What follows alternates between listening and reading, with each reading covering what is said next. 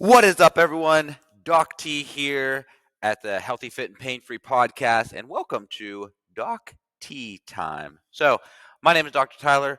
I am the physical therapist and co-owner here at Inner Strength Health in Coraopolis, and the Healthy, Fit, and Pain-Free podcast is meant to bring you no BS, usable, reliable, easily accessible advice and tips to help you get back to doing the things you love with the people you love without pain, dysfunction, limitations, or just simply getting in your own way.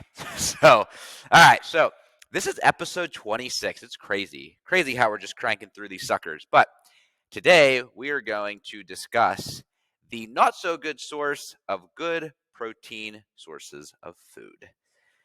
This topic might seem confusing, might seem like a tongue twister, but there's a reason we are going over this. So, as you all know, I love starting off with a story, and the story is going to be Krista. So, Krista is one of our members. Well, we'll call her Krista, but Krista is one of our members. And one day we're in the middle of a session, and she's telling me about her diet, and she was talking about using a bag of salad at the end of the day because it was really filling, it tasted good, and it provided her the satiety to go the rest of the night without needing to eat.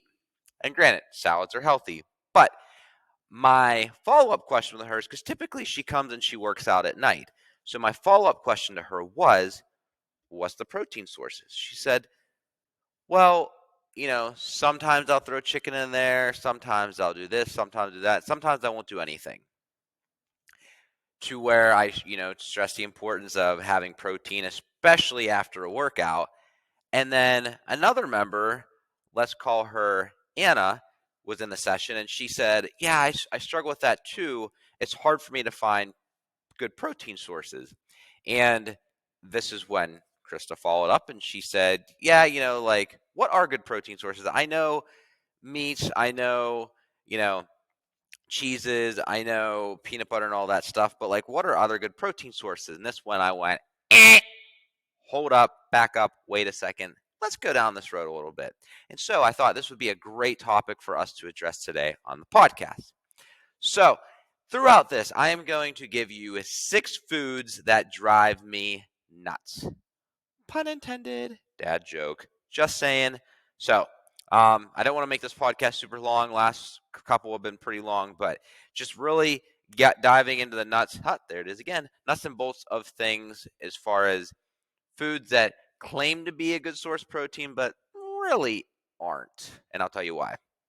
So without further ado, 6 foods that drive me nuts. The first one is nuts and nut butters. Now, full disclaimer, when I bring up these foods, I'm not saying they are bad foods, okay? We are only talking about them in regards to protein, okay? So I want to put that out there right off the bat before anyone wants to sling me for crapping on their favorite foods. Kind of a pun there. Anyhow, so nuts and nut butters. Now, are peanut butters, almond butter, cashew butters, all that, are they good for you? Yes. They have some fiber in there. They do have some protein in there. They, have some good fats in there. So they are very important to a diet. However, that is the thing. They are full of fat. To give you an idea, 2 tablespoons of peanut butter, which is equivalent to about a golf ball size, which isn't very much for a lot of people who eat a lot of peanut butter. That gives you, depending on what you're using, anywhere from 16 to 18 grams of fat.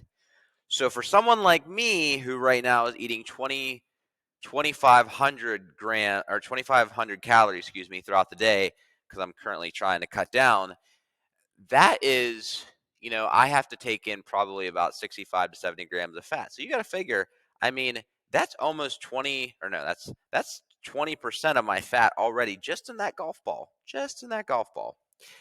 And so I really try to stress this because a lot of people try to get in protein and they go to peanut butter, they go to nuts, they go to pistachios, stuff like that. And again, they are great sources of good fat. But they are not so great sources of protein. Again, yes, you'll get like 6 grams of protein. That's really not much in the grand scheme of things, especially if you're someone who needs to have at least 60 grams of protein. I mean, that's only 10% of your daily protein needs. So keep that in mind. Again, the fat content's a big part, because if you have, say, 2 golf ball sizes, because let's be honest, if we are human, we want at least 2 golf ball sizes of peanut butter. That is going to put you at almost 40 grams of fat just in that. So just something to think about, whenever you are trying to supplement your foods. Now, if you are a vegan, this is where it gets a little bit tricky.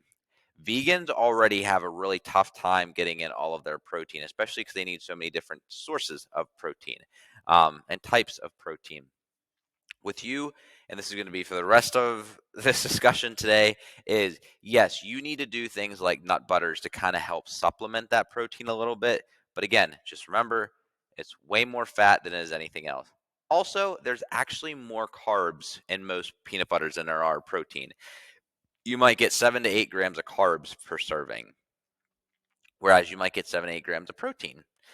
So, it's kind of the same. So, again, number 2, protein bars.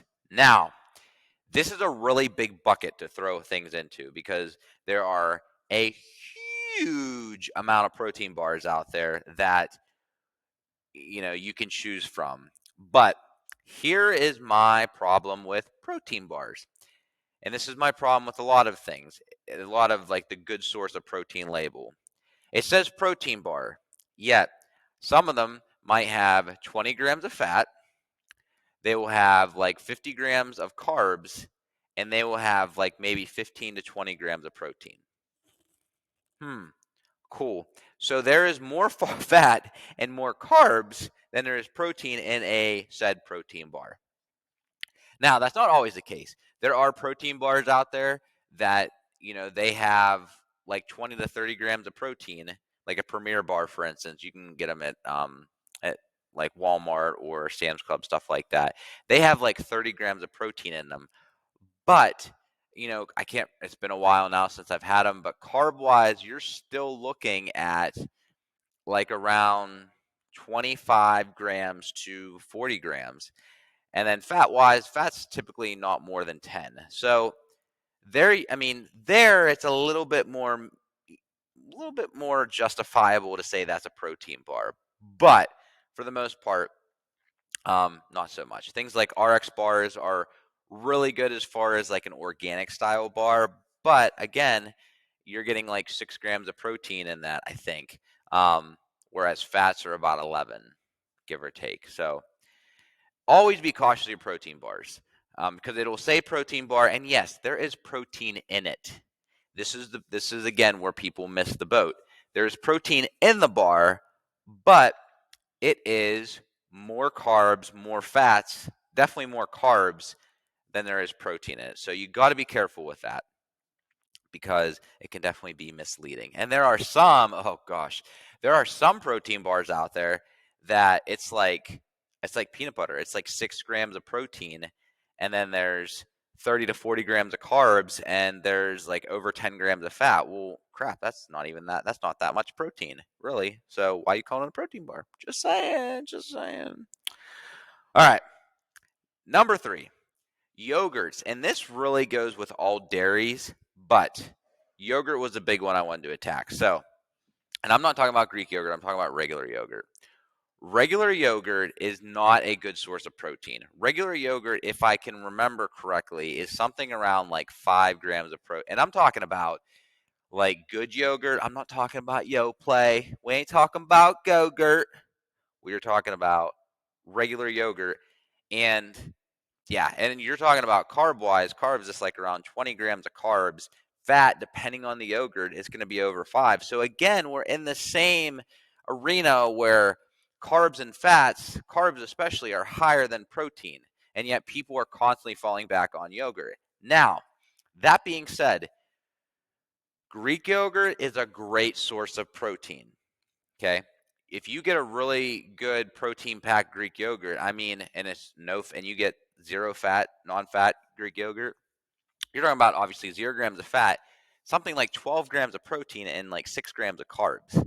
So that is a good source. Okay. But again, with yogurts, with Greek yogurts, you have to be cautious because if you get the flavored kind, there's going to be more sugar, there's going to be more carbs in there, and we have to be weary of that. Now, cheese is the exact same thing. Is the problem that we run into with cheese is that cheese is typically more fat than protein. Um, and cheese also is a very low amount per serving. So, I think cheese is like quarter cup per serving. That's not that much cheese. That's like one handful of cheese.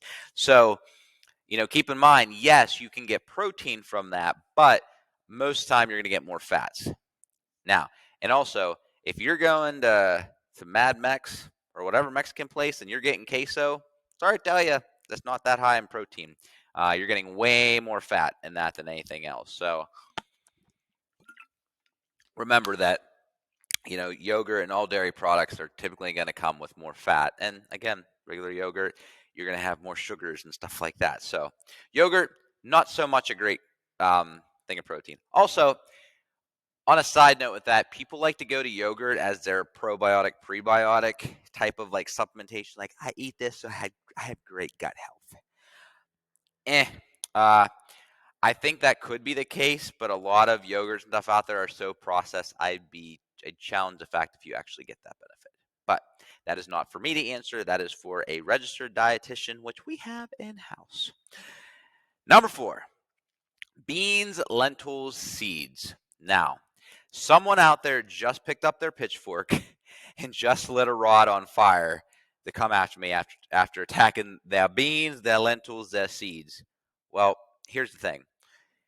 I'll really go with beans on this one and lentils are kind of the same way, but beans are a big one. Yes, beans are a decent source of protein.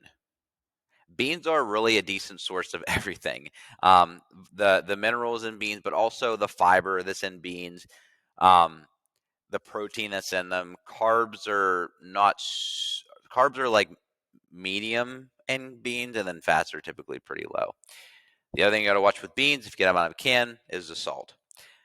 Lentils are kind of the same way. They do have a decent amount of protein in them, but again, there's more carbs in these typically than there is protein. Now, unless you get a super processed seed or plant or lentil or bean based like pasta or something like that, you're typically going to have more carbs. Now, again, if you are a vegan or a vegetarian, this is a great alternative to plant-based protein because it does have a lot of protein. It does have a lot of fiber. It does have, a lot of good things in it to put in your food to supplement. But again, just remember that the protein is not as high as you might think. And also, there's a lot of fiber, which means the beans magical fruit song will come into play. Along with that is seeds. Seeds are kind of on the same line as nuts. You really have to watch with seeds because, yes, you get some protein from it, but seeds can also come with a lot of fat depending on what seeds you get. So just things to keep in mind there. And don't feel like that, if you need a lot of protein, you're just going to pick up a bunch of jars of beans and all's going to be well, So number 5. Dairy. Oh, hey, I already touched on this one. So I wanted to give dairy its own little section just because people really like to justify eating dairy because of calcium, because of protein. But there's a few things that come into play here. So yogurt we already picked on. We're not going to pick on yogurt anymore. Cottage cheese is actually really good. If you can handle dairy, I cannot, unfortunately. So cottage cheese and I had to say bye-bye. But if you can eat cottage cheese is actually a really good source of protein, especially if you get low fat or non-fat. So something to remember. But as far as other things like cheeses, milk, these things have something else that's accompanying the protein. So milk, for instance, if you get whole milk, you're having way more fat than you are anything else. But so here's the thing. Whole milk is on one spectrum, Skim milk is on the other spectrum. And this goes with a lot of things. This isn't just talking about protein. This is a lot of other foods too. When you start switching out fats, when you start doing things to get rid of fats, like whether it's milk, whether it's dressings, something has to replace that fat. And guess what typically does it? Sugar. And so when you go down in fat, so like for instance, the whole milk, when you go down in whole milk and you go to skim milk, well, yes, skim milk has no fat, but skim milk is also like 14 to 20 grams of carbs per serving. So, you kind of run into the problem on there. Um, Now, protein's not terrible, but at the same time, you have carbs or you have fats you're dealing with. Even 2%, you're kind of running into that medium carbs, medium fats, medium protein that make it up. So just things to remember with this, as far as if you think that just going to dairy is going to give you your protein needs, probably not. Along with that, let me just pick on one more aspect of dairy, and we'll have to come back to that one because I had this like big thought in my head, and then that big thought just completely went away. Oh, now I remember. See, that's what you do. You just talk, you fill in the gas till it comes back to you. So that's what showbiz has taught me. All my experience in showbiz. No experience in showbiz, people. All right. So the one thing that people always bring up too is chocolate milk. This was a thing back then. I remember when I was younger, this was a thing. Whenever you worked out, you had chocolate milk, and it worked like a protein shake. It was like the perfect thing to take in. Yeah. Eh. Um, I don't know. Like, it depends on the chocolate milk and everything. Chocolate milk is very processed, and not to mention that you can have a higher fat, you can have a moderate carb, and a low protein chocolate milk, and this creates problems. You don't whenever you have a workout, you don't really want to have a lot of fats afterwards. You want to have more carb and protein based. Save your fats for later, and so chocolate milk can kind of run that line. Now, if you have skim chocolate milk, yeah, I mean, that can definitely work. But again, I'd rather see people do other things for their protein sources rather than go chocolate milk. Because one, we have to realize what a serving of chocolate milk is. A serving is like a cup, is a cup. Most people don't have a cup. Most people have 3 cups, or just drink right out of the carton. Do that around my wife and see how she reacts. Anyhow, so yeah, that was my last little pick at dairy. Number 6, last but not least, cured meats. Didn't see that one coming, did you, people? Cured meats. Now, when I say cured meats, I'm talking about sausage. I'm talking about certain hams. I'm talking about bacon. What else? Um, Lunch meats in a sense. And yeah, I mean that's really what I'm talking about. Or yeah, lunch meats as far as like salami, pastrami, all of that stuff. Now, this is why I bring this up. Now, most people know that or understand that lunch meat and like cured meats aren't really good for you. They're very high in fat. They're very processed, hence the cured part. They have a lot of sodium, hence the cured part. And there's just a lot of shit in there that you just can't pronounce the name to. Now, and so you really have to be careful just in that aspect. Just in those alone, you have to be careful. But something too is a lot of cured meats don't really have that much protein in them. Even so, you got to figure. So what they typically do with a lot of cured meats or anything like that, like sausage, hot dog. Who really knows what's in hot dogs? But um, you take so if for those of you who don't understand, so like sausage, for instance. So if you take sausage, let's say you even try to go lean with it, and you do like a venison or like a deer type sausage. So what happens is you take the meat from the sausage, but then you have to mix it with something like this fattening that helps it to hold it together better. So that's typically where butchers and stuff like that will throw in like pork and pieces of that, because then that like fatty pieces, because that keeps it clumped together. And it's the same thing with other cured meats too. Salami, again, pastrami, stuff, capricola, stuff like that. There's typically meats combined to keep it packed together, and then there's a lot of like different sauces, different spices, different and sodium thrown in there to make it taste good. What do you have by the end of it? A very high fat thing, very little, if no carb. So if you're on a keto diet, that's why people love keto, is because they can have bacon, sausage, and be okay with it because there's not a ton of carbs in it. Not saying they won't all have carbs in it, because again, there's a lot of processing that goes on. But protein is definitely not high on the list there. Now, when it comes to bacon, if you do like a Canadian bacon or a turkey bacon, yeah, you can actually get pretty low in fat and high in protein, or higher in protein bacon. And even regular bacon's not terrible protein wise, but again, it's the fat content that throws it off. So this is where we have to be careful with that. And again, I haven't seen a lot of great examples of healthy, fit people who all they do is eat cured meat. I'm sure as soon as I say that, I'm going to get on Instagram later, and there's going to be some jack guy who just eats sausage and hot dogs all day long. God bless us all. Anyhow, so there we are. The 6 foods that drive me nuts because they're not so good sources of good proteins. They are nuts and butters, protein bars, yogurt, beans, lentils, seeds, dairy, and cured meats. As you all know, we love to end the show with 3 takeaways. So the first takeaway that I'm going to give you with these, as if this wasn't long enough, is read labels. Okay, I know it's tedious. I know it sucks. I know we don't want to do it. We read enough in school. Why do we got to read after school? But learn how to read a nutrition label and implement it. It'll save you so much time because, and this will lead into my second point, but if you read labels, you can really see how much protein, how many carbs, and how many fats is in a certain item.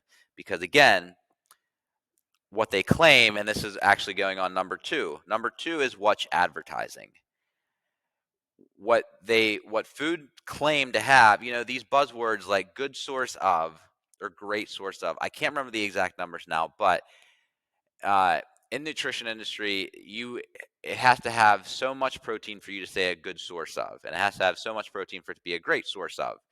And so they have all these buzzwords that like appeal to people, and all that is advertising. It's just ways for you to buy it. So, for instance, pretzels. Pretzels. If you buy a bag of pretzels, they'll always say fat-free, a fat-free snack. Well, cool, but it's also full of carbs and salt. So again, I love pretzels, but that's kind of the that's the hard truth behind this whole thing. So again, number 1, learn how to read labels. Read labels if you really want to know what's in something. Number 2, be advised that there is a such thing as advertising, and this is just people trying to sell you a product. They don't actually have to be truthful. And last but not least, number 3, understand the limitations of diets. So, keto diets, for instance, you have to understand your diet limitations, because that really plays in the role of what you're going to do. If you're on a keto diet and you have extremely low to no carb and you have to rely on, other sources, realize that you are eating a lot of fat, and you're eating like moderate protein. And that's, that's where a lot of your nutrition is coming from. However, if you're a vegan, there's a lot of things you are eating that you're getting a lot of carbs, and even fats too, but a lot of carbs, and you're getting very insufficient amount of protein. So that's why, as a vegan or a vegetarian, you really have to plan your meals out.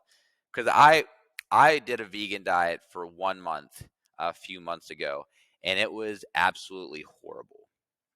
Someone like me, I eat 170 grams of protein per day, and that was very difficult to get in, even with planning stuff out. So, just realize that a lot of diets have their limitations, and you have to understand that if you do go to a certain diet and you decide to choose certain foods because they're a good source, I did big air quotes there, a good source of protein, you might be getting a lot more of other things that you never planned to get. So, all that being said, Healthy, Fit, and Pain-Free is brought to you by Inner Strength Health. We are located in 2 locations now. That is right. Our main location, our original location, is at 203 Hershinger Road in Robinson, Pennsylvania, on the west side of Pittsburgh. Our south location, which will be opening up January 3rd, is at 108 Commercial Drive, right off of Mayview in Lawrence, PA. So you can catch us both there. You can also visit us if you want to learn more at innerstrengthpgh.com. I am Dr. Tyler. You can reach out to me on Instagram at Dr.Tyler_Bordick, or you can look me up at Dr. Tyler Bordick on Facebook. Also in-house, we have Case Pacific Nutrition and the West location. They are an awesome locally owned company that has actual registered dietitians with actual degrees who do actual things and follow actual science. So if you want to learn more about them, please see our website or go visit them at Case Pacific Nutrition. For the rest of you, I am Dr. Tyler here. Thank you so much for joining me. Love you. Have an amazing day and happy Veterans Day. Bye.